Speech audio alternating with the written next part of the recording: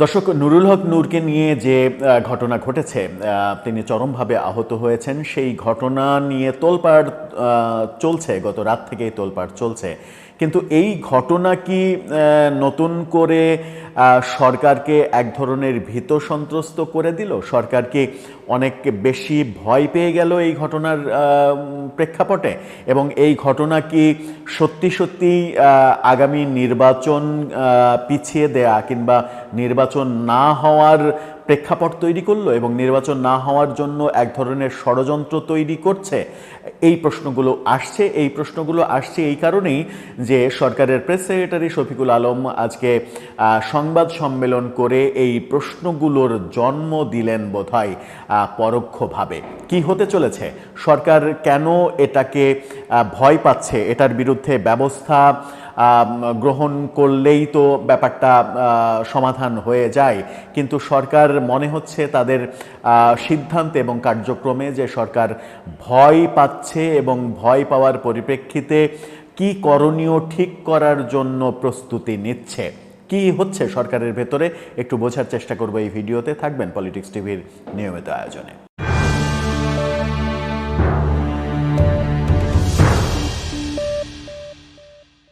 দর্শক, বলছিলাম সরকার কি নুরুল হক নূরের এই ঘটনাকে কেন্দ্র করে ভয় পাচ্ছে কিনা, তাদের মধ্যে ভয় ঢুকে গেল কিনা নতুন করে।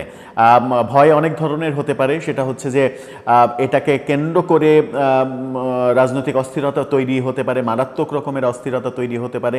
সেই অস্থিরতা সরকারের পক্ষে কন্ট্রোল করা সম্ভব হবে কিনা সেটা একটা ভয় হতে পারে।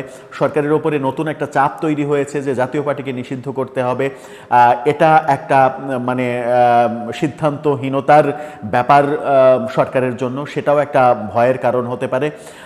প্রধান উপদেষ্টার প্রেস সেক্রেটারি আজকে নুরুল হক নূরের ব্যাপারে একটা প্রেস কনফারেন্স করলেন এবং গতানুগতিকভাবে তিনি যে ইনডোর প্রেস কনফারেন্স করেন সেটা না করে আউটডোর প্রেস কনফারেন্স করলেন। সম্ভবত প্রধান উপদেষ্টার কার্যালয়ের বাইরের রাস্তার পাশে জায়গাটা, ঠিক বলতে পারবো না জায়গাটা কোন জায়গায় করলেন, তবে রাস্তার পাশে সাংবাদিকদের নিয়ে তিনি প্রেস কনফারেন্স করলেন, আনুষ্ঠানিকভাবে বসে চেয়ার টেবিলে বসে প্রেস কনফারেন্স করলেন।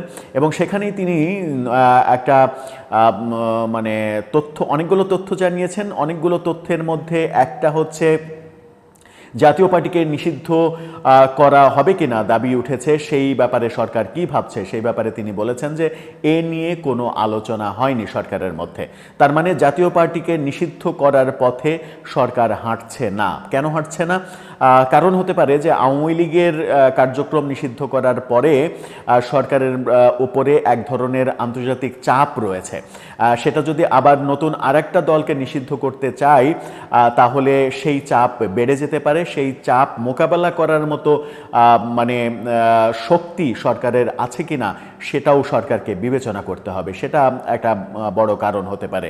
প্রেস সেক্রেটারি আরেকটা জিনিস জানালেন, নুরুল হক নূরের আক্রমণের ঘটনাকে কেন্দ্র করে বিচার বিভাগীয় তদন্ত কমিটি করা হবে। সেই তথ্য আমরা আরেকটা ভিডিওতে বলেছি, এটা একটা বলে। কিন্তু সবথেকে গুরুত্বপূর্ণ যে তথ্যটা জানালেন, যেটার কারণে বলছিলাম যে সরকার ভয় পাচ্ছে কিনা এই ঘটনাকে কেন্দ্র করে, সেটা হচ্ছে যে আগামীকালকে থেকে প্রধান উপদেষ্টা আবারও রাজনৈতিক দলগুলোর সঙ্গে বর্তমান রাজনৈতিক পরিস্থিতি নিয়ে সংলাপে বসবেন। তার মানে যে ব্যাপারগুলো এর আগেও দেখেছি, যখনই কোনো একটু খারাপ পরিস্থিতি হয় তখনই প্রধান উপদেষ্টা রাজনৈতিক দলগুলোর সঙ্গে বৈঠক করেন এবং তাদের পরামর্শ চান, তাদেরকে কাছে ডাকেন, সবাইকে ঐক্যমত্যে পৌঁছানোর কথা বলেন, সবাইকে এক হতে বলেন, যেন পতিত শক্তি ফিরে আসার সাহস না পায় কিংবা ফিরে আসার কোনো পথ তৈরি না হয়। প্রেস সেক্রেটারি জানালেন যে আগামীকালকেই 3টি বড় দলের সঙ্গে তিনি মিটিং করবেন, এরপরে হয়তো অন্যান্য সব দলের সঙ্গেই মিটিং করবেন। 3টি বড় দল কারা?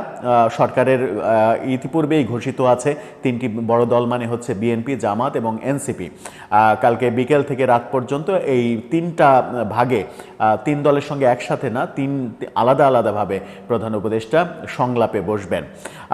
এর মানে সংলাপে বসবে এবং প্রেস সেক্রেটারি জানিয়েছেন যে বর্তমান রাজনৈতিক বিভিন্ন বিষয় নিয়ে উদ্ভূত নানা পরিস্থিতি নিয়ে তিনি আলোচনায় বসবেন। রাজনৈতিক উদ্ভূত পরিস্থিতি কোন দিকে গেল যে তাকে রাজনৈতিক দলগুলোর সঙ্গে সংলাপ করতে হবে, সেটা একটা বড় বিষয়। তার মানে হচ্ছে নুরুল হক নূরের এই ঘটনাটাকে সরকার ছোট করে দেখছে না। খুবই ভালো একটা ব্যাপার যে সরকার এটাকে ছোট করে ভাবছে না।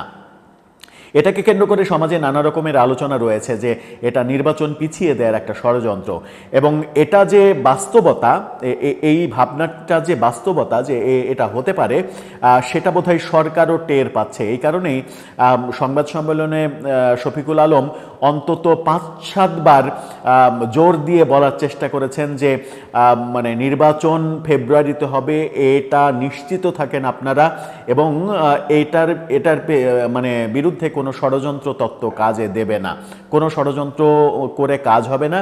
নির্বাচন ফেব্রুয়ারির প্রথমার্ধেই হবে, রোজার আগেই হবে, সরকারের ঘোষিত সময়েই নির্বাচন হবে, আপনাদের মনে কোনো ধরনের কোনো সন্দেহ থাকার কথা নয়। এই কথা তিনি বারবার রিপিট করেছেন। একটা সংবাদ সম্মেলনে একটা কথা যখন বারবার রিপিট করা হয়, সেটা একটা ধারণা সৃষ্টি করে।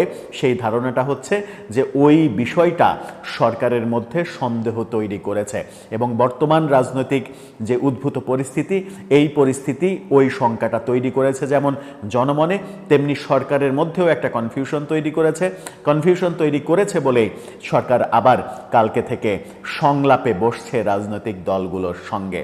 তাহলে কোন দিকে যাচ্ছে পরিস্থিতি? কেউ কি সত্যিই ষড়যন্ত্র করছে নির্বাচন পিছিয়ে দেওয়ার জন্য?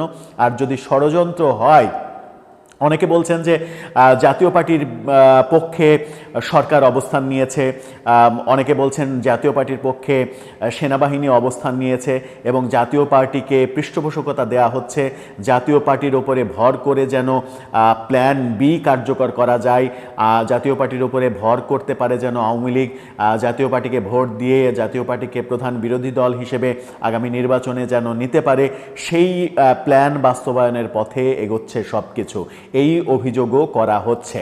এখন সরকার রাজনৈতিক দলগুলোর সঙ্গে মিটিং করে নতুন কি বার্তা দেয়, নতুন কোন সিদ্ধান্তে যায়, সেটার জন্যই হয়তো আমাদেরকে অপেক্ষা করতে হবে। দর্শক, আপনার কি মনে হয়, সরকার কি সত্যিই এই পরিস্থিতি মোকাবেলা করতে একা মোকাবেলা করতে ভয় পাচ্ছে? এই কারণেই রাজনৈতিক দলগুলোর সঙ্গে আবারও ক্লোজ ডোর মিটিংয়ে বসছেন প্রধান উপদেষ্টা? আপনার মতামত জানিয়ে লিখতে পারেন আমাদের কমেন্ট বক্সে।